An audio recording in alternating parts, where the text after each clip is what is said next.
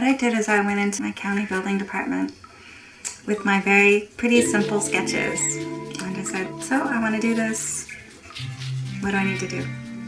Will you accept these or whatnot? And they said, well, you need to give us plans that are stamped by an architect. And so I said, okay, off I go to an architect.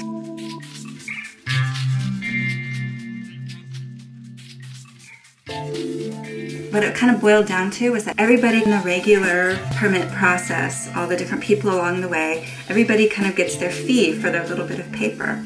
And so, okay, I want to give you your fee and I want my piece of paper, so let's just make this work. And that's kind of what it almost boiled down to. I just paid all these people along the way. Everybody got their little bit of money. And I went back into the county and they said, okay, well, great, looks great. As long as it somewhat resembles the plans, we'll okay it. And that was that. And everything worked out. I did it.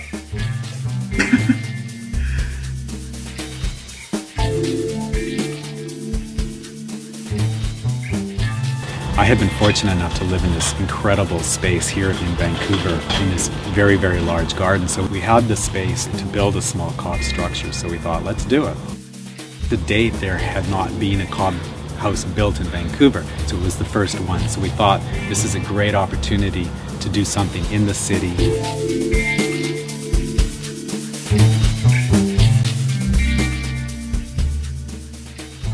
And at that time, not many people knew about it. Certainly building officials didn't know, so that's why we kept it under 100 square feet. So we didn't have to deal with code or permits and any of that. Yeah, I mean, people love it. People just love it. I mean, people fall in love with it. It's pretty cool.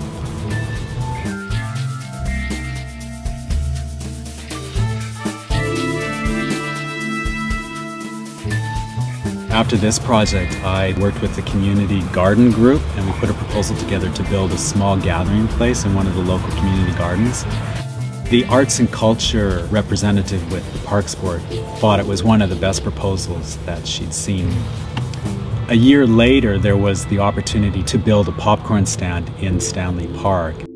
The Parks Board approached me to build that building, and of course I jumped on the opportunity. I mean, Stanley Park is the premier park in North America. It's one of the most beautiful parks in the world, and thousands of visitors go to Stanley Park yearly. So it would be an amazing opportunity to showcase cob building. So it was very, very exciting. I think we're at a turning point in the city where the city is seriously looking at sustainability and really interested in showcasing sustainability projects. So it's great timing now to get involved in cob.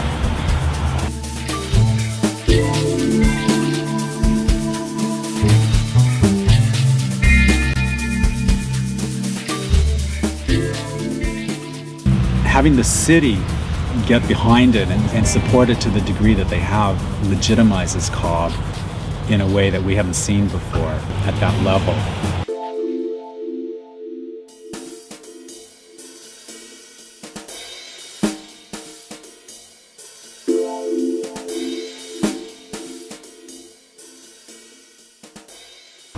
As well, the university was very interested in doing some seismic testing, and they made available their labs, the seismic shake table, and everything for us at no cost. So Steve Lay, who was my partner in the project, he coordinated the seismic testing, so he built a scale model and we were able to test it.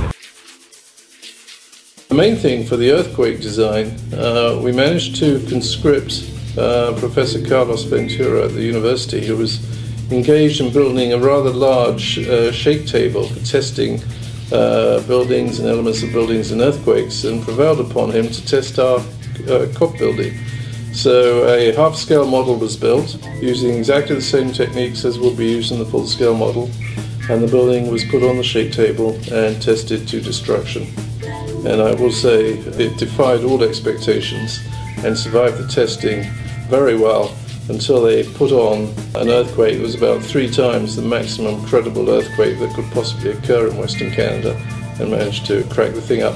Even at that stage, it didn't actually collapse, but parts of the walls fell out.